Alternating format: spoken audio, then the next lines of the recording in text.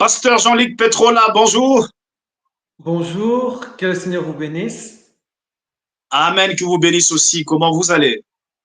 Très bien, et vous aussi? Oui, ça va aussi très bien. Merci d'abord d'avoir accepté de répondre à notre invitation. Et là, nous rappelons que vous êtes pasteur de l'église évangélique de Liège en Belgique. Comment d'abord évolue votre église? Par la grâce de Dieu, elle évolue très bien, par la grâce de Dieu. Donc, ce qu'il y a, c'est que pour le moment, le Seigneur, lui, m'utilise, disons, dans l'ombre. Ça, je vous l'ai déjà dit avant, si vous vous rappelez bien. Et donc, j'attends comment dire, l'action de Dieu. Et voilà, quoi. Donc, pour le moment, le Seigneur m'utilise et beaucoup de personnes sont bénies par la grâce de Dieu. Voilà. Ok, merci. Merci beaucoup et nous croyons aussi que c'est la première fois de vous recevoir en direct du forum Le Gène du Message. Quelles sont vos impressions d'abord pour le forum avant de commencer? Franchement, c'est une très bonne impression, hein. Donc, la Bible dit que on doit tout faire pour l'édification. Oui, Et il y a beaucoup de personnes qui ont besoin vraiment de recevoir le message de Dieu dans leur cœur, parce que Dieu est plein d'amour et il a plein de compassion pour les âmes. Et si on a vraiment ce cœur-là de Dieu, je pense qu'on pourrait vraiment aider beaucoup de personnes. ok. Merci. Merci beaucoup. Alors, ici, comme nous l'avons toujours dit, ici, nous croyons à tout ce que frère Branham a prêché. Nous croyons que celui, le messager, celui qui a le message, comme nous l'avons toujours dit, ici, c'est Wamba ou Bala, c'est-à-dire Branham ou rien, le message ou rien. Vous dites ce que le messager a dit, nous croyons, parce que c'est lui qui a le message. Et croyez-vous aussi que ce frère Branham qui a le message aujourd'hui, c'est-à-dire les autres sont là pour dire que c'est que lui a dit. Donc, oui, ça je crois donc au message de Frère Branham. Et vous savez, comme la Bible dit, elle dit que nous devons recevoir la lettre, l'esprit, mais non la lettre. Donc l'esprit vivifie. Oui, Donc quand on lit le ok, message de Frère Branham, ou qu'on lit la Bible, c'est l'esprit qui vivifie, disons, la parole de Dieu. Donc ok, une personne peut lire le message de Frère Branham sans l'esprit de Dieu. À quoi ça sert? ok, C'est simplement religieux, et voilà, quoi. Donc, ce qui compte, c'est ok. vraiment l'esprit de Dieu, quoi. Ok, merci beaucoup. Merci beaucoup, pasteur Jean-Luc.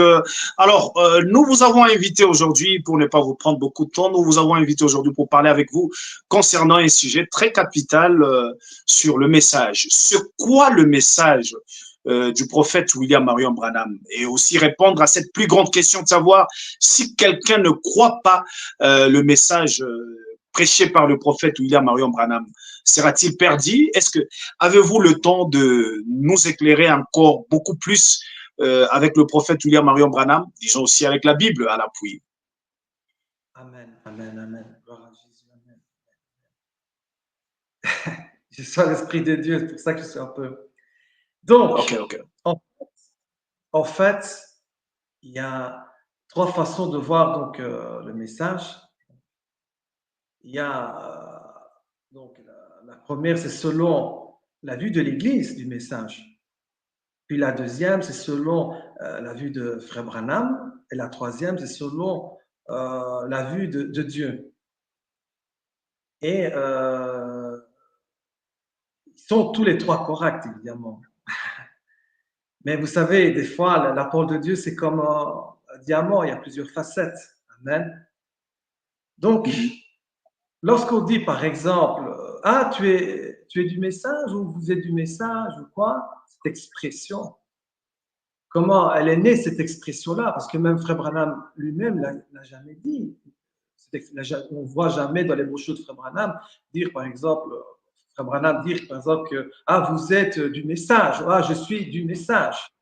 Par contre, c'est vrai que Frère Branham, il parle beaucoup, il dit, ah, il faut suivre le message, ça oui. Mais jamais il a dit, nous sommes du message. Ça, c'est une expression que c'est venu après. Pourquoi? Parce que, en fait, on a traduit les prédications de Frère Branham sous forme de brochures. Donc, quand ils ont, on va dire les frères, et ont envoyé cela donc, partout dans le monde, toutes ces brochures-là, alors quand on reçoit le message de Dieu, évidemment. Alors on dit, tu es du message, parce qu'en fait, on reçoit ce message, alors on dit, voilà, tu es du message dans ce sens-là. Donc, c'est là qu'est née cette expression-là. Donc, le frère Branham, lui, le message cœur de frère Branham, c'est ça qui est très important. Parce que c'est quoi le message cœur? Si on Oui, prend c'est par quoi le exemple, message? voilà, moi j'ai dit le message cœur, pourquoi? C'est là où frère Branham insiste. Par exemple, on prend par exemple, comment il s'appelle? John Wesley. Il a prêché le message sur la sanctification parce qu'il revient tout le temps à ce message-là. À chaque prédication qu'il fait, il parle de la sanctification. Comme Luther aussi, il parle de la justification à chaque fois qu'il parle. Donc, le message cœur de Luther, c'est la justification. Le message cœur de Wesley, c'est la sanctification. Et le message cœur de Frère Branham, c'est contre l'Église organisée. C'est là qu'à chaque fois, le Frère Branham il revient toujours à ça. Par exemple, on parle de, par exemple, l'Église séduite par le monde. Ah ben voilà, Samson là représente l'Église, qu'il a été séduit par le monde. Pourquoi? Parce qu'elle s'est organisée. Et voilà, et voilà. Donc, c'est, on va dire que c'est le message cœur de Frère Branham. Et déjà, si nous, on a compris le message cœur de Frère Branham, pas la lettre, mais l'esprit, vous voyez? Alors, qu'est-ce qui se passe, frère? Si on comprend cela, on a compris déjà 90% du message de Frère Branham. Les 10% qui restent, c'est un peu ce que Dieu veut donner pour son Église. Et voilà, donc, mais il faut, évidemment, nous devons mettre en pratique ce que Dieu a donné à travers Frère Branham. Parce que nous ne devons pas tomber dans le même piège que les églises dénominationnelles. Vous voyez? Donc, si on dit maintenant, c'est quoi le message à Frère Branham? Frère Branham, il va dire, bon, voilà, le message, c'est quoi? Il y a des messagers, c'est les messages d'un messager qui apporte à l'Église. Donc, ça pourrait être le message de Frère Branham, comme ça pourrait être le message de John Wesley, Luther, et voilà. Puis, c'est quoi le message selon Dieu? Le message selon Dieu, c'est le message de Dieu. Et là, il y a une différence. C'est quoi la différence? Jésus dit, mes brebis entendent ma voix. Il y a un passage dans la Bible qui dit que Dieu parle de plusieurs manières, par des visions, des sons. Il ne parle pas que uniquement par le message de Frère Branham. Il peut parler aussi par des sons, par des visions, mais il peut parler de plusieurs manières. C'est lui qui est du message de Dieu. Il sait reconnaître la voix de Dieu quand Dieu lui parle. C'est-à-dire, si Dieu peut utiliser même un homme qui se trouve dans la rue ou un homme du monde, n'importe qui. Parce que Dieu fait ce qu'il veut. C'est lui, c'est Dieu le maître. C'est possible que je sors dans la rue, je croise par exemple, je ne sais pas moi, un policier, et il me dit quelque chose, et là je dis, ah tiens, là c'est Dieu qui m'a parlé, parce que je suis sensible. Vous voyez, parce que je suis sensible, alors là j'ai compris. Et justement, par exemple, Frère Branham, il a dit, ça c'est ce qu'on voit dans les brochures de Frère Branham, donc juste dans le dos du brochure de Frère Branham. Souvent, j'ai remarqué qu'on voit donc un passage, une citation que Frère Branham a dit et que ça me touche beaucoup. C'est dans toutes les brochures. Cela, bon, je ne sais pas si c'est vraiment dans toutes les, enfin, je ne sais pas dans toutes les brochures, mais voilà, je crois que c'est très connu cette citation qui dit à aucun instant je n'apporte aux gens un message pour les pousser à me suivre ou à se rattacher à mon assemblée ou pour fonder un cercle. Vous voyez, un cercle, ça c'est très important. Une organisation. Lui a dit, c'est de voir, donc le souhait de Frère Branham, c'est quoi? C'est de voir s'établir une relation spirituelle véritable entre Dieu et les hommes, par laquelle les hommes deviennent de nouvelles créatures en Christ, étant remplis de son esprit pour vivre conformément à sa parole. En fait, c'est une relation entre l'homme et Dieu.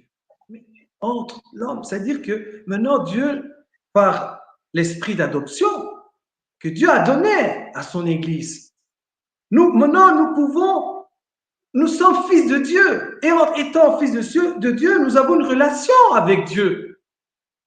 Mais Dieu, c'est notre Père, il nous parle. Et c'est pour ça qu'un fils de Dieu, c'est un peu comme s'il était prophète. Je ne dis pas qu'il est prophète, mais c'est comme, dans le sens qu'il entend la voix de Dieu. Et Dieu lui parle, et il ressent des choses dans son cœur.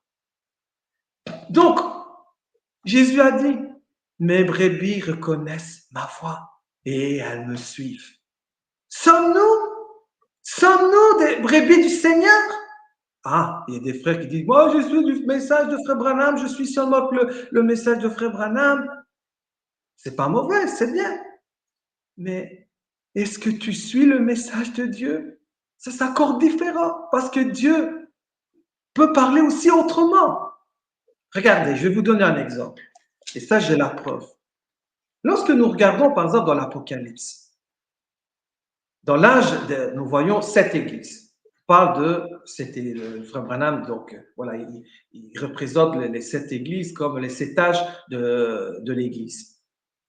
Mais en réalité, ces 7 églises, c'était des 7 églises locales qui se trouvaient en Asie mineure que cette église se trouvait en réalité en Turquie. Mais à l'époque, voilà, ça s'appelait l'Asie mineure, disons. Et cette église se trouvait donc, en Turquie, donc en Asie mineure. Et c'était 7 églises locales. Dans chaque église locale, il y avait un messager. Parce qu'il y avait un ange. Après, on dit, ah oui, donc on va typifier donc, chaque église comme l'âge d'Éphèse, puis l'âge de Smyrne, etc. Mais au début, c'était vraiment cette église qui avait, tous les 7 églises avaient des points positifs comme des points négatifs. Ils avaient des problèmes, des difficultés. Et qu'est-ce qu'il fait, Dieu? Il utilise l'apôtre Jean. Lui aussi, on peut dire que c'est aussi un messager. Il n'est pas le messager de l'âge d'Éphèse, mais c'est aussi un messager. Pourquoi? Parce qu'il il parle de la part du Seigneur.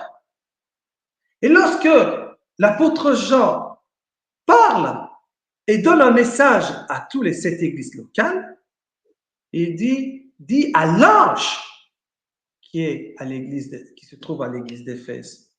L'ange, c'est aussi un messager. Mais on voit qu'il y a un messager de l'église locale. Et l'apôtre Jean, lui, par contre, il était le messager beaucoup plus large. Vous voyez, l'apôtre Paul, lui, c'est le messager de l'âge d'Éphèse. L'apôtre Pierre, c'est aussi un messager.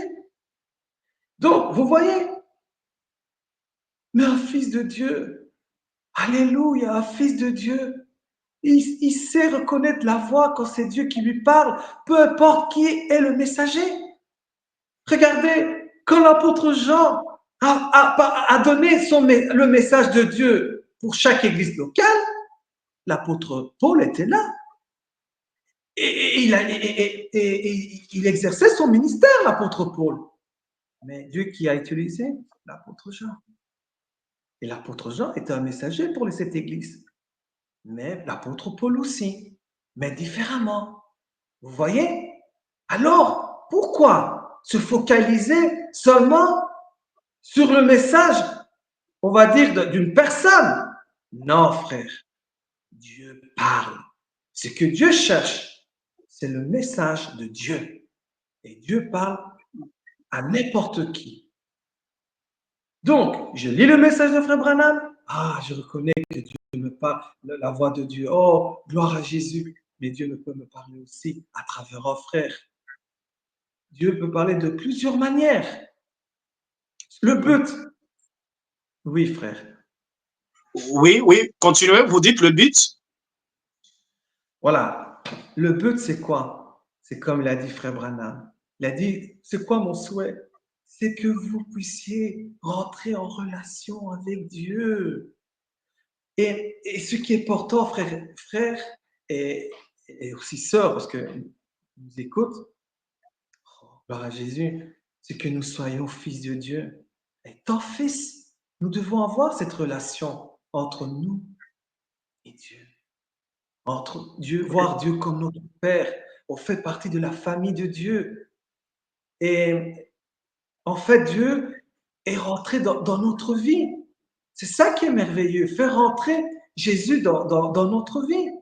Par exemple, on dit que l'Église, voilà, c'est la Bible qui dit la parole de Dieu, mais Abraham nous dit que l'Église, c'est l'épouse, n'est-ce pas, de Christ. Quand un homme a une épouse, ils font des choses ensemble. Ils vont au magasin pour acheter des choses. Voilà, ils discutent, ils parlent. Il y a des choses qui se passent parce qu'ils sont deux. Mais si nous sommes l'épouse de Christ et qu'on accepte Jésus vraiment dans nos vies, il fait partie de nos vies, il y a des choses qui doivent se passer. Donc on est en relation avec lui. Et Jésus, qu'est-ce qu'il fait? Il n'est pas muet, il parle. Pasteur, merci, Pasteur Jean-Luc. Alors, nous avons compris tout ce que vous avez dit. Maintenant, la question est de savoir c'est quoi le message de William Marion Branham. Le message, c'est quoi? Alors, le message de William Marion Branham, d'abord, c'est comme j'avais dit tout à l'heure, donc le message vraiment, le message cœur de frère Branham, c'est contre l'Église organisée. Ça, c'est le message C'est ça cœur. le message des frères Branham, contre l'Église organisée. Voilà. Donc, mais en fait, lisez les brochures et vous allez voir, c'est toujours là que frère Branham, il revient toujours sur ça. Et c'est pour ça que j'ai dit, si vous avez compris vraiment cela, on a compris déjà 90% du message de frère Branham. Oui, oui, le message de frère Branham nous prépare aussi à l'enlèvement, mais dans quel sens qu'il nous prépare à l'enlèvement? Point d'interrogation. Pourquoi? Parce que Dieu ne peut pas venir chercher son Église si l'Église est encore liée à l'organisation. Jésus vient chercher son épouse, une épouse libre, qu'elle est libre. Elle ne peut pas chercher une épouse qui est encore la liée par des choses mauvaises. Donc, voilà pourquoi Dieu a envoyé Frère Branham. Maintenant, et cette chose-là, en fait, ça nous aide. C'est comme si Frère Branham a ouvert un chemin. Et maintenant, nous devons suivre ce chemin. En suivant ce chemin, vous voyez, alors qu'est-ce qui se passe? Voilà que Dieu, maintenant, va se révéler à son Église, mais d'une manière très spéciale. Parce que, voilà, moi, j'ai déjà reçu des songes aussi de la part de Dieu. Voilà, Dieu m'a montré certaines choses qui vont se passer, que même Frère Branham l'a dit. Donc, voilà, par exemple, Dieu m'a montré que dans les derniers temps, Dieu allait faire pousser les bras, les jambes, tout ça. Et Frère Branham l'a dit aussi. Donc, vous voyez. Donc, moi, je l'ai vu carrément dans le songe. Donc, c'est vraiment vraiment, Dieu il va se manifester vraiment d'une manière vraiment incroyable. Mais en réfléchissant, et ça, c'est une question qu'on peut vraiment se poser. Qu'est-ce que Frère Branham a dit qui peut nous aider à être enlevés? Si, par exemple, je prends, comment dire, les méthodistes, donc le message de John Wesley, par exemple, c'est clair. On voit bien qu'il prêche sur la sanctification et on voit le fruit après. Qu'est-ce qu'on voit quoi? Que l'Église commence à se sanctifier.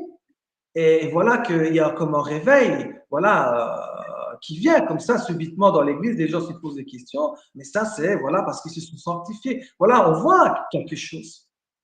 Mais regardons les églises du message. Est-ce qu'ils sont vraiment prêts pour l'enlèvement? Moi, je dis non. Ils ne sont pas prêts pour l'enlèvement. Regardez leur état. Il n'y a aucune puissance. Donc, Qu'est-ce que Frère Branham a dit qui peut nous aider, qui peut nous donner la foi pour l'enlèvement? Qu'est-ce que Frère Branham a dit? Voilà la question. Parce qu'on peut dire, non, Frère Branham est venu pour nous préparer à l'enlèvement. D'accord, je veux bien accepter ça. Mais vous-même que vous dites ça, vous ne savez même pas qu'est-ce que Frère Branham a dit qui nous aide vraiment à l'enlèvement. Vous voyez? Oui. Pasteur Jean-Luc, merci. Alors là, on est en train de continuer. Vous avez dit Ouais. le message du prophète Branham, c'est contre l'Église organisée. Et vous avez dit nous aide aussi à l'enlèvement. Quand vous dites contre l'Église organisée, c'est-à-dire quoi par là? On ne comprend pas. L'Église organisée, ça veut dire quoi? C'est ça le message? Voilà, c'est le message de Frère Branham. C'est-à-dire quoi? C'est que si je prends, par exemple, attendez, je vais prendre une. Attendez, hein, parce qu'ici j'ai des citations. Attendez.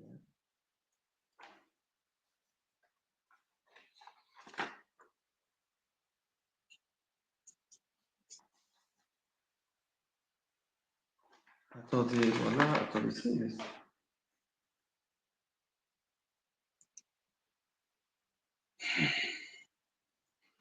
Attendez, hein.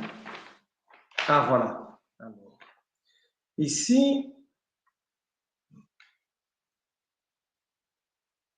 non, c'est pas celui-là, mince. La citation dit quoi? Attendez, parce qu'il faut que. Ah, voilà, voilà. Il dit ceci. Donc, dans la marque de la bête, donc, paragraphe 73-75, il dit ceci. Cette église méthodiste de Wesley était ici. Celle de Luther l'avait à son époque. Et chacune d'elles, ouais, chacune d'elles. Mais une fois que le messager est mort, c'est là qu'il dévie. Le groupe des premiers, quand le fondateur se tient là, il possède la vérité. Donc, c'est une fois que le messager meurt, c'est ça que Frère Branham dit. Quand le messager meurt, c'est là que l'Église dévie. Et c'est ce qu'on a vu avec l'Église du message de Frère Branham. Pourquoi? Parce qu'ils ont pris la lettre du message de Frère Branham, mais pas l'esprit. Et qu'est-ce qu'ils ont fait sans savoir? Ils se sont eux-mêmes organisés autour, on va dire, ils ont formé autour du message de Frère Branham. Alors que Frère Branham lui-même, il dit que jamais, lui, il a voulu chercher une chose pareille. Vous voyez? Donc, ici, quand nous allons, comment dire, attendez, donc, lorsque je parle, par exemple, voilà, du message de Dieu, c'est là ce qui est important. Quand nous regardons, par exemple, dans l'Ancien Testament, on voit que, par exemple, le peuple d'Israël est sorti de l'Égypte. Qu'est-ce qu'il a fait, le peuple d'Israël? Il n'a fait que suivre la colonne de feu. Mais à un moment donné, la colonne s'arrête. Et quand la colonne de feu s'arrête, voilà que le peuple d'Israël s'arrête aussi. Quand la colonne avance, le peuple d'Israël, qu'est-ce qu'elle fait? Elle suit la colonne. Et donc dans le désert, c'est à chaque fois ainsi que ça se passait. Mais qu'est-ce que Dieu voulait montrer par là? Dieu, ce qu'il voulait montrer par là, c'est que voici l'exemple à suivre. Quand la colonne avance, vous devez le suivre. Quand elle s'arrête, vous vous arrêtez. Vous voyez? Donc, qu'est-ce qui s'est passé? La colonne est venue Luther, c'est la colonne de feu. Luther a prêché la justification. Les gens ont cru. Gloire à Dieu, la colonne était là et ça a arrêté à Luther. Mais puis, qu'est-ce qui s'est passé? La colonne a continué à avancer avec John Wesley. Et ceux qui se sont arrêtés à Luther, ils ont formé une organisation donc autour du message de Luther. Qu'est-ce qui s'est passé? Il y a beaucoup de personnes qui n'ont même pas cru au message de John Wesley. Et qu'est-ce qui se passe? Tous ceux qui ont cru au message de John Wesley, c'était merveilleux, c'était gloire à Dieu et tout cela, mais la colonne, elle ne s'est pas arrêtée, elle a continué. Et la colonne de feu, elle continue jusqu'à présent. Et nous devons savoir quand la colonne s'arrête et quand elle continue. Et pour cela, il faut connaître, donc nous devons savoir que nous devons être, en fait, c'est comme si Dieu a tracé une ligne, donc une ligne au niveau des saisons, parce qu'il y a plusieurs saisons. Et est-ce que nous sommes vraiment dans la saison que Dieu vraiment a prévue pour son Église? Donc c'est la question. Donc, qu'est-ce qui se passe-t-il? Cette colonne, donc, elle a continué à avancer. Mais ceux qui n'ont pas suivi cette colonne, là je parle spirituellement, qui sont ces gens-là? Le problème avec les personnes, les frères, c'est qu'ils ont comme si ils veulent s'installer. C'est par exemple, quand nous regardons dans le désert, ils habitaient tous sous les tentes. Ils n'habitaient pas dans les maisons. Parce que ceux qui habitent dans les maisons, c'est pour demeurer, c'est pour s'installer. En effet, la parole de Dieu dit que nous sommes des pèlerins sur terre. C'est pour ça que, par exemple, Abraham, Isaac et Jacob, ils vivaient sous les tentes. L'apôtre Paul en parle. Pourquoi? Parce que leur cité céleste, leur cité était céleste, elle n'était pas ici sur terre. Donc, ils avaient cette mentalité. Mais regardez, quand nous voyons Lot, tant que Lot marchait avec Abraham, lui, il habitait sous les tentes aussi. Il avait cette même mentalité d'Abraham. Mais quand Lot il s'est séparé d'Abraham et qu'il est parti dans Sodome et Gomorrhe, la Bible dit qu'il dressa sa tente dans Sodome et Gomorrhe. Mais après que c'est passé, quand il est venu le temps du jugement de Dieu contre Sodome et Gomorrhe, est-ce que Lot était encore sous les tentes? Non. Pourquoi? Parce qu'on voit que quand les deux anges sont allés dans Sodome et Gomorrhe, où se trouvait Lot? Dans une maison, plus dans cette tente. Il est sorti de Sodome et Gomorrhe, pas pour revenir pour habiter sous la tente, mais pour habiter où? Dans une caverne. Pourquoi? La peur. La peur, parce que voir tout ce feu descendre du ciel et détruire toutes ces maisons, il a eu comment dire, il a été traumatisé. Et voilà, ça a créé comme une blessure dans son cœur, ce qui a fait qu'il n'arrive même à habiter sous la tente. Vous voyez les conséquences qu'on fait des mauvais choix. Non, Dieu nous appelle à être des pèlerins, de suivre, d'avoir cette mentalité d'habiter sous les tentes et pas vouloir s'installer. Et le problème maintenant, l'Église d'aujourd'hui, c'est qu'eux, ils veulent s'installer, ils ne veulent pas suivre la colonne. Oui, elle s'arrête, gloire à Dieu, et puis quand elle avance, ils veulent rester. Est-ce que nous devons agir ainsi? C'est-à-dire, si on prend bien, c'est ça le message? Oui, c'est ça le message. Frère Branham, il parle, si nous lisons dans plusieurs messages de Frère Branham, il revient toujours à ça. En fait, on a quoi? L'esprit de continuité. Pas un esprit où on doit s'arrêter, mais de continuité. Et c'est ça que Dieu veut transmettre à son Église aujourd'hui. Et en fait, lorsque nous voyons, voilà, comment dire, nous devons comprendre, voilà, le temps, quand je parle de temps, il y a eu des saisons. Il y a eu les saisons de John Wesley, les saisons. Donc, il y a la ligne qui avance. Mais regardez, Frère Branham est venu, c'était la saison de quoi? Où Frère Branham a proclamé le message. Mais après la mort de Frère Branham, comme Frère Branham il est mort, là, on est rentré dans une autre saison. Quelle saison? La saison maintenant où Dieu voulait que le message de Frère Branham puisse être distribué dans le monde entier parce que voilà, c'est un message très important pour son Église parce que le travail que Dieu veut faire, c'est que l'Église se désorganise, pas qu'il s'organise. Vous voyez? C'est ça Okay. alors, ce message est entré en vigueur quand? Alors, voilà. Donc, après la mort de Cela lui Frère a Branham, d'abord été donné, le message a été donné à Frère Branham quand et cela est entré en vigueur quand? Le voilà. message. Nous- cela a commencé, disons, quand Frère Branham a donc, donc, il a commencé, disons, son ministère, on va dire, et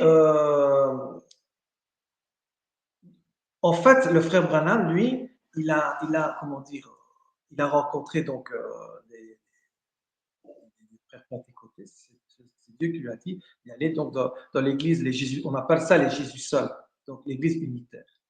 Parce que beaucoup de personnes croient que c'est Frère Branham qui a porté l'unicité de Dieu, donc cette doctrine-là, donc de l'unicité de Dieu, et le baptême du nom du Seigneur Jésus.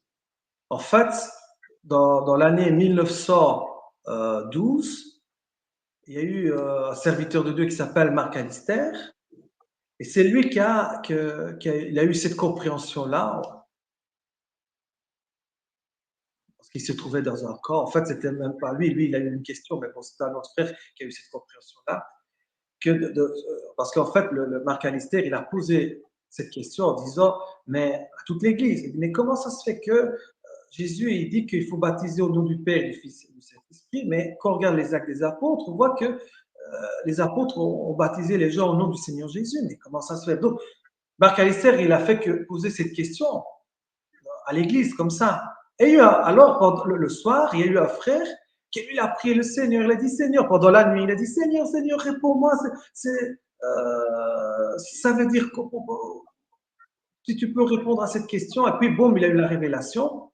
Et le matin, il s'est réveillé tout content. Il a été trouvé donc, par Calister. Il a dit la révélation. Il a dit, ben oui, c'est pas mal. Parce que le nom du Père et du Fils et du Saint-Esprit, c'est le nom du Seigneur Jésus. Voilà pourquoi. Et il les a baptisés au nom du Seigneur Jésus. Et en fait, et c'est là qu'est né maintenant le mouvement pentecôtiste, ce qu'on appelle les Jésus seuls, donc les pentecôtistes unitaires. Donc, et ils ont continué. Vous voyez la ligne, il y a une ligne qu'il faut suivre. Vous voyez, quand Et Luther est c'est venu, quand est-ce que le prophète a voilà, reçu son ouais, message ben et justement, cela est en train je de vais dire. en venir. La ligne, je vais répondre à cette question. D'abord, je vais aller vers, enfin, je vais parler de Luther, d'abord commencer par là et puis je vais en venir. Luther, il est venu, il y a une ligne, il a apporté le message de la justification. Mais vous savez que dès que Luther était vivant, encore vivant, il y avait les anabaptistes, je ne sais pas si vous avez déjà entendu parler, en fait, les anabaptistes, ils ont déjà eu la compréhension, eux, que le baptême se fait par immersion. Et non quelques gouttes d'eau qu'on met sur la tête comme ça. Parce que Luther, euh, lui, il croyait comme l'Église catholique. Voilà. Donc, pour lui, c'était quelques gouttes d'eau sur la tête. Et quand les anabaptistes sont venus, ils ont eu cette compréhension. Luther, il a même refusé. Il n'a pas accepté cette croyance-là. Donc, vous imaginez. Mais, vous voyez, il y a une ligne qu'il faut suivre. On croit ce que Luther a dit sur la justification. Mais regarde, il y a une autre révélation. Alors que Luther est encore vivant, il y a encore une autre révélation qui vient et dit non, le baptême, c'est par immersion. Et Dieu continue. Il continue la ligne. Il arrive maintenant à John Wesley. Il a eu donc lui, il a reçu le message de sanctification. C'est tout ça, donc on connaît l'histoire. Puis il y a eu des réveils et tout ça. Et quand il y a eu le réveil au pays des Galles, voilà qu'il y a un mouvement qui s'est créé. Et ces mouvements, ça s'appelle donc l'Église apostolique, donc l'Église apostolique évangélique. Et ce mouvement est né à travers les deux frères Williams. Donc, ces deux frères Williams donc, se sont convertis au milieu du réveil du pays des Galles. Et ils ont créé ce mouvement. Un, il était prophète et l'autre, il était apôtre. Et eux, ils ont reçu la vision des 5 ministères. C'est-à-dire que l'Église a besoin des 5 ministères. Parce que il y a encore des racines de l'Église catholique, comme Luther, il avait encore des racines, mais bien qu'il est sorti de l'Église catholique, mais il y avait certaines choses de l'Église catholique encore qu'il avait. Et il faut que Dieu maintenant commence à dépouiller tout cela avec le temps. Et encore maintenant, il y a beaucoup de frères qui disent ah ouais, il y a le pasteur, c'est bon, c'est bon. Non, frère Branham, quand il était là, lui, il était prophète dans son église, mais il y avait un pasteur dans son église. Donc, c'est important d'avoir cette vision-là des 5 ministères. Donc, eux, ils avaient déjà cette vision-là. Et moi, un jour, j'étais dans ma chambre, je priais le Seigneur, je dis, mais Seigneur, il y a une ligne qu'il faut suivre. Donc, la colonne de feu. Et regarde, mais je ne comprends pas. Normalement, cette ligne, elle devait passer par le mouvement, donc, église, donc le mouvement évangélique apostolique. Pourquoi? Parce que j'ai dit, c'est eux qui étaient plus dans la vérité par rapport aux autres. Ils ont déjà eu, ils ont reçu le message de la sanctification et en plus de cela, ils ont reçu la vision des 5 ministères. Je dis, Seigneur, et comment et pourquoi alors cette ligne est passée en Amérique? Parce que là, après, il y a eu le réveil pentecôté, c'est là, bon, voilà, après, il est né ce mouvement-là donc de l'Église, ouais, l'Église pentecôtiste, voilà. Mais je dis, pourquoi elle est passée en Amérique? Pasteur Jean-Luc, on est en train de signaler que notre temps est déjà en train de courir à la fin. C'est-à-dire, essayez un peu d'être bref, briefing pour répondre à cette question. Il a reçu le message quand et cela est entré en vigueur quand, ce message? Ouais. Donc, je vais vite dire ça alors. Donc, j'ai prié le Seigneur et tout d'un coup, j'ai eu comme une révélation. Je ne sais pas expliquer, c'est comme une lumière comme ça qui éclaire comme ça dans. Et genre, une phrase qui me disait, enfin, que Dieu m'a dit dans mon esprit comme ça, il dit oui, mais Dieu regarde aussi le territoire. Et là, bon. Ah, mais alors quand tu traces cette ligne-là, tu ne regardes pas seulement ceux qui sont plus dans la vérité, mais tu regardes aussi le territoire. Donc, Dieu tient compte aussi du territoire. Parce que Dieu voulait que cette ligne passe en Amérique.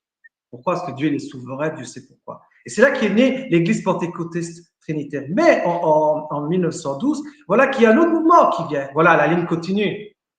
L'Église pentecôtiste unitaire. Ils ont reçu la révélation du baptême du nom de Seigneur Jésus et puis l'unicité de Dieu.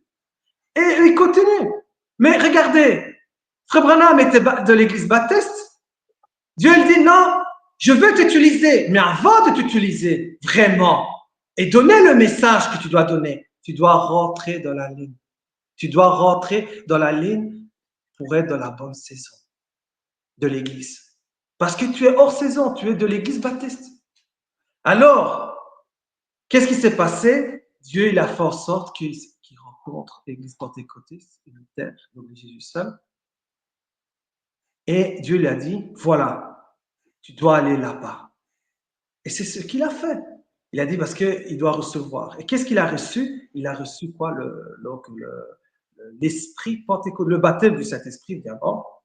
Mais il a reçu l'esprit pentecôtiste. Et Frère Branham, si on regarde bien, il a essayé de transmettre donc cet esprit-là. Et nous voyons quoi après? Donc, la ligne continue parce que Frère Branham, après ce qu'il a eu, voilà, il a apporté ce message.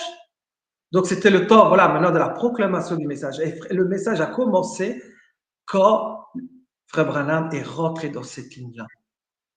Vous voyez? C'était quand? Donc, évidemment, je sais que Frère Branham, il était jeune. Je ne sais pas, je ne me rappelle plus l'âge quel âge il pouvait avoir. Ça, je ne saurais pas, je ne me rappelle plus.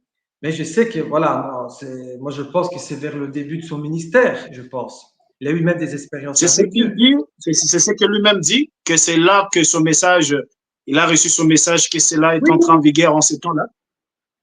Donc, non, pas qu'il a reçu ce message-là, non. Il a fallu d'abord qu'il rencontre. Vous voyez, donc l'Église pentecôtiste unitaire. Pour que après le ministère de Frère Branham commence réellement. Parce qu'il faut qu'il rentre dans la ligne. Il faut suivre la colonne de feu. Et c'est là qu'à partir de ce moment-là, que maintenant, Frère Branham, une fois qu'il a reçu ce qu'il devait recevoir de l'Église pentecôtiste unitaire, là maintenant, Frère Branham, il a pu maintenant exercer son ministère et apporter le message qu'il fallait. Pas qu'il a reçu Et ce c'était en quelle message. année? Lui, ce qu'il a reçu là-bas, c'était l'esprit pentecôtiste. Mais après, lui, il a continué, Frère Branham, et en continuant, parce que c'est quoi l'esprit pentecôtiste, hein? C'est pas la doctrine. Il faut faire la différence entre l'esprit pentecôtiste et la doctrine pentecôtiste. Ici, je parle de l'esprit pentecôtiste, c'est encore différent. Donc, l'esprit de Pentecôté, c'est la puissance, le baptême du Saint-Esprit, c'est tout ça. Donc, la manifestation de Dieu, voilà, c'est tout ça, l'esprit pentecôtiste. Donc, maintenant, on va voir des églises qui se trouvent, qu'elle est dans la bonne saison, et des églises qui se trouvent hors saison. Mais ce n'est pas parce que, par exemple, une église, elle se trouve hors saison que Dieu ne leur parle pas. Parce que même Frère Branham lui-même, il a dit que Dieu utilisait Oral Roberts, Billy Graham, eux, ils se trouvaient en hors saison parce qu'ils n'étaient plus, ils ne suivaient plus la ligne. Mais Dieu leur parlait quand même. Et le message est entré en vigueur quand? Voilà. Ah, donc quand Frère Branham a reçu l'esprit pentecôtiste. Alors à ce moment-là, c'est là que Frère Branham a commencé réellement son ministère. Et après, si vous voulez, je pourrais montrer les citations de Frère Branham, je pourrais vous l'envoyer par écrit ou quoi, si vous voulez. Frère Branham lui-même, il leur parle donc de cette expérience-là. C'était en quelle Et année? je ne me rappelle plus, je sais que c'est vers le début, mais je ne me rappelle pas vraiment la date précise. C'était le Donc, début de quelle année? la date précise, je ne me rappelle pas. Je sais que c'était vers il était encore jeune, Frère Branham. Voilà, c'est ça que je sais, quoi, en fait. Donc, maintenant, Frère Branham, il a reçu cet esprit donc pentecôtiste, la puissance. On voit bien que quand Frère Branham il prêchait, avec la puissance de Dieu qui prêchait, on le voit bien, on le ressent, même quand on écoute les audios. C'est vraiment ça. Et puis, il a apporté maintenant le message le message de Dieu. Donc, c'était le temps de la proclamation du message. Et puis, Frère Branham, il est mort. Et là, on est rentré dans une autre saison. C'est la saison où maintenant, Dieu il a voulu que le message de Frère Branham soit distribué dans le monde entier. Pourquoi? Parce que Dieu ne peut pas aller chercher son Église, et l'Église elle est encore liée à l'organisation. Vous voyez? Mais le problème, c'est quoi? C'est que, en réalité, l'Église des messages, elle se trouve en hors saison et pas dans la saison. Alors on dit, mais pourquoi? Ben, c'est simplement ça. Parce que le problème, c'est que quand Dieu trace une ligne, il y a une ligne qu'il faut suivre. Il ne faut pas abandonner ce que Dieu a apporté avant. Parce que quand je dis, moi je crois au message de Frère Branham, gloire à Dieu, tu crois au message de Frère Branham, mais pourquoi tu ne crois pas à la sanctification? Un exemple, c'est impossible. Pourquoi tu as mis de côté la sanctification? C'est impossible. Si on croit au message de Frère Branham, il faut croire tout ce que Dieu a apporté avant et il faut les suivre. Parce que l'Église, Dieu est venu pour édifier l'Église. Quand Dieu édifie l'Église, elle apporte quelque chose au-dessus. Ce qui s'est passé, si je dois donner un message pour l'Église du message d'aujourd'hui, j'ai un message pour cette Pasteur, Église. Et je vous donne maintenant. pasteur, C'est quoi? merci, Pasteur Jean-Luc. On nous signale que le temps est déjà arrivé presque à la fin. Alors, si on peut, pour gagner les quelques minutes qui nous restent, alors si quelqu'un ne croit pas au message, sera-t-il perdu? Voilà. Comme j'ai expliqué tout à l'heure, par exemple, avec la ligne, là, comme j'ai expliqué, je peux revenir même dans cette pensée-là. Dans quel sens? Je prends par exemple l'apôtre Pierre. Dieu a dit clairement, Jésus l'a dit clairement à tous ses disciples, allez évangéliser à toutes les nations, à toutes les races, à toutes les personnes. Voilà. C'était clair, le message était clair. Qu'est-ce qu'il fait l'apôtre Pierre? Au lieu de faire ce que le Seigneur Jésus a dit, il va qu'évangéliser uniquement chez les Juifs. Il n'a pas compris le message de Jésus. Jésus l'a dit, allez évangéliser à tout le monde, à toutes les nations, à toutes les races. Pourquoi vas-tu, tu enseignes que uniquement chez les Juifs? Parce qu'en fait, il y avait une forteresse de connaissances dans l'apôtre Pierre. C'était quoi cette connaissance? C'est que, comme nous savons que pour les Juifs, ceux qui ne sont pas juifs, c'était mal vu. D'ailleurs, c'est pour ça que Jésus lui-même l'a dit, on ne peut pas donner du pain à des chiens. Donc, même Jésus, il considérait les païens comme des chiens. Donc, parce que pour les juifs, ceux qui ne sont pas juifs, ce sont des gens impurs. Ce sont des gens qui n'ont pas été sanctifiés par Dieu, donc ce sont des gens impurs. Donc, les juifs ont grandi dans cette mentalité-là. Donc, il y avait une forteresse dans le cœur de l'apôtre Pierre. Il a fallu que Dieu lui-même se révèle d'une manière spéciale pour le faire comprendre, non, que même les païens, ils doivent recevoir aussi l'évangile. Mais quand Dieu ne s'est pas révélé à lui, il n'a pas suivi ce que Jésus a dit à cause de cette forteresse de mauvaises croyances qu'il avait. Mais est-ce que pour autant Dieu ne l'utilisait pas? Est-ce que pour autant, est-ce qu'il était dans l'erreur ou quoi? Non, il était quand même un fils de Dieu. Seulement, il y a une forteresse qui est en face de lui qui l'empêche d'accepter certaines choses.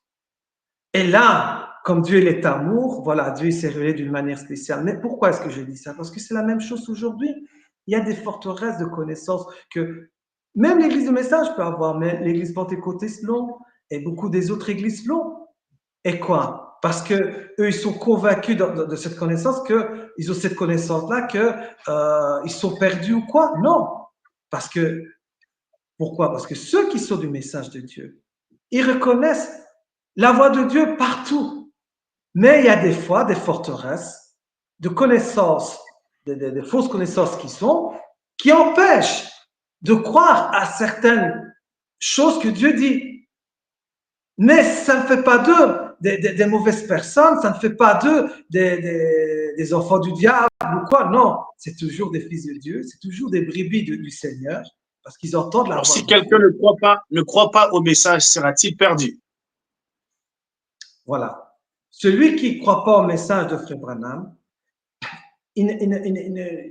en fait, la Bible dit, donc même Frère Branham, il le dit, attendez, j'ai une citation, il dit, attendez, hein,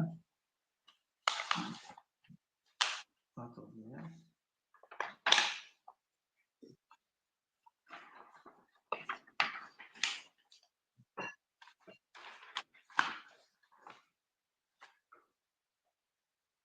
Voilà, il dit,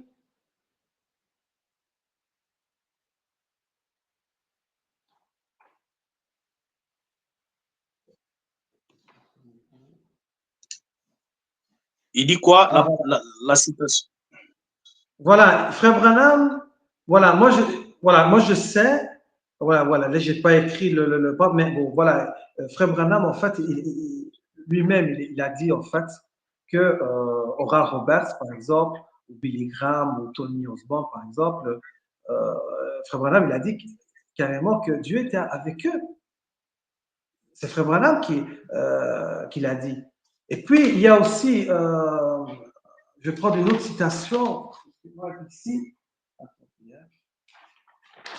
il dit, c'est pas ça.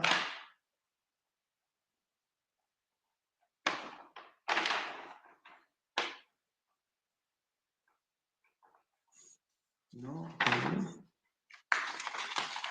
La citation dit quoi? Voilà, il dit ceci. Les pentecôtistes, donc c'est dans le titre donc c'est Dieu amène son Église à la perfection. C'est ça le titre du message.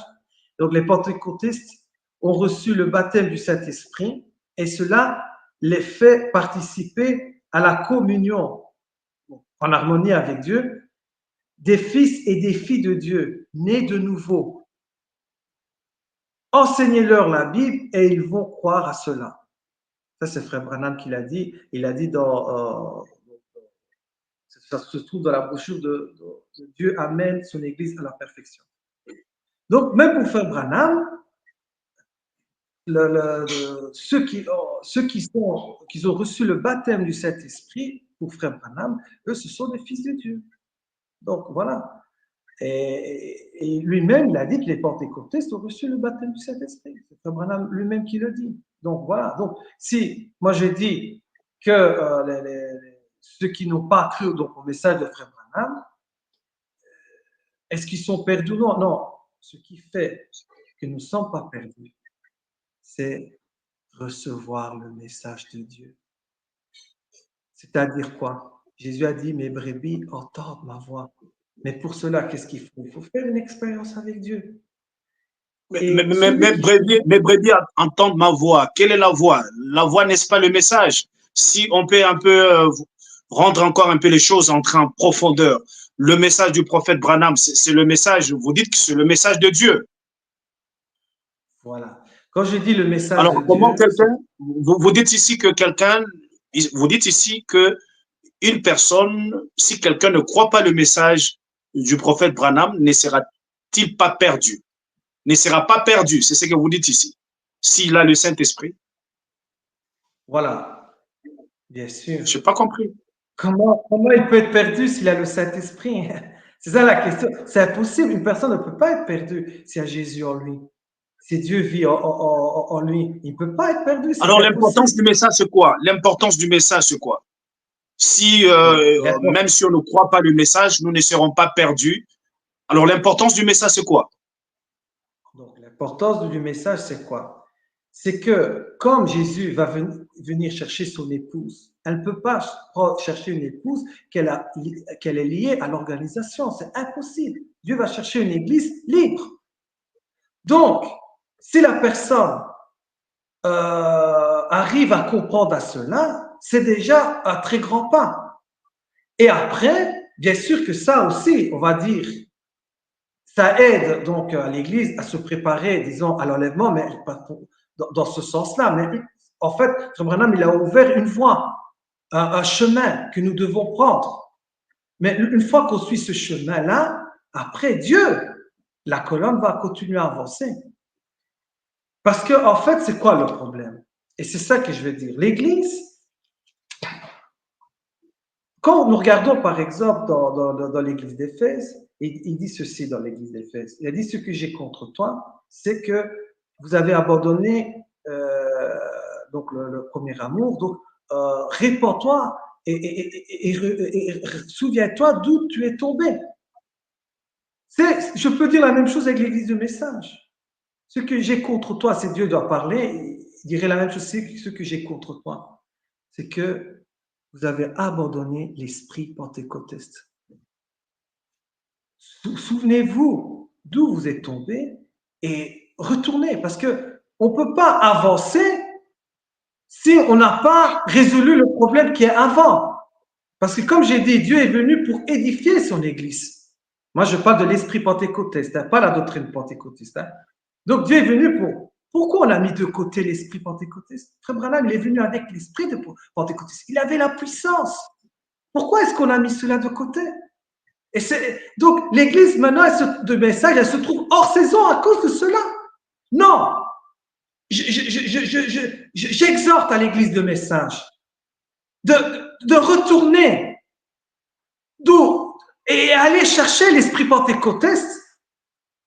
Amen. Et une fois qu'ils l'ont, alors là, maintenant, ils peuvent continuer à avancer. Et là, je dirais, voilà, maintenant, vous êtes dans la bonne saison. Et qu'est-ce qui va se passer une fois qu'ils ont l'esprit pentecôtiste, avec ceux qui ont reçu du message de Frère Branham? Eh bien là, ça va les aider à les préparer pour l'enlèvement. Vous voyez? Pasteur, merci. Oui. Alors, on nous signale que notre temps est déjà arrivé à la fin. Alors, pour peut-être, nous croyons que prochainement, on va vous inviter encore pour vous poser encore plusieurs questions, toujours concernant ce sujet. Il y en a tellement. Alors, quel est votre mot de la fin? Pour aujourd'hui, nous terminons par ici. Alors, moi, ce que je veux dire, j'ai à cœur à dire une chose, un témoignage que j'aimerais dire. Une fois, j'étais dans ma voiture, en fait, et il y avait deux frères de l'église de message qui sont venus vers moi.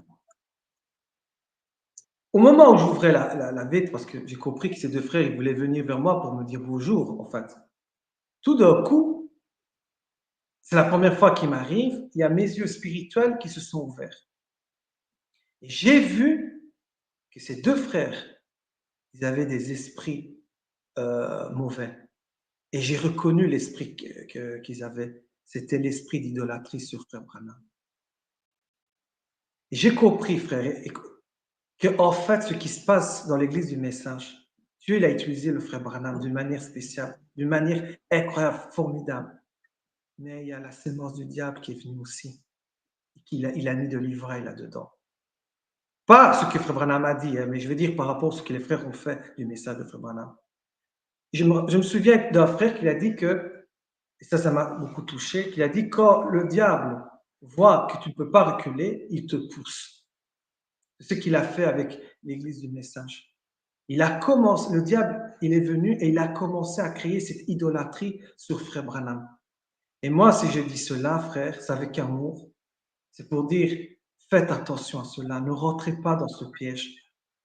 Jésus, il est venu pour que lui seul soit élevé, pas pour qu'un homme soit élevé. La Bible dit dans la parole de Dieu que Dieu l'a mis au-dessus de tout nom, le nom qui de Jésus-Christ au-dessus de tout nom, pas le nom de William Branham, mais le nom du Seigneur Jésus. Donc, quand les frères du message prêchent la parole de Dieu, qu'est-ce qu'ils font? Est-ce qu'ils amènent les gens à élever Frère Branham ou à élever Jésus? Donc, faites attention, parce que cet esprit-là que j'ai vu agisse dans l'église du message et nous devons être très prudents. Voilà, ça c'est une chose que je tenais à cœur à le dire. Merci, merci, merci beaucoup, pasteur. Jean-Luc, c'était vraiment un plaisir de parler avec vous en direct du Forum JM. À tous les frères et sœurs, vous étiez nombreux en train de nous suivre, que le Seigneur vous bénisse et restez toujours branchés dans votre forum. Le Jeune du message peut retourner toujours à la page sur tout ce qui se passe et s'est dit dans le monde du message. Encore une fois, je suis jeune, j'aime le message. Bye bye, pasteur. Merci beaucoup.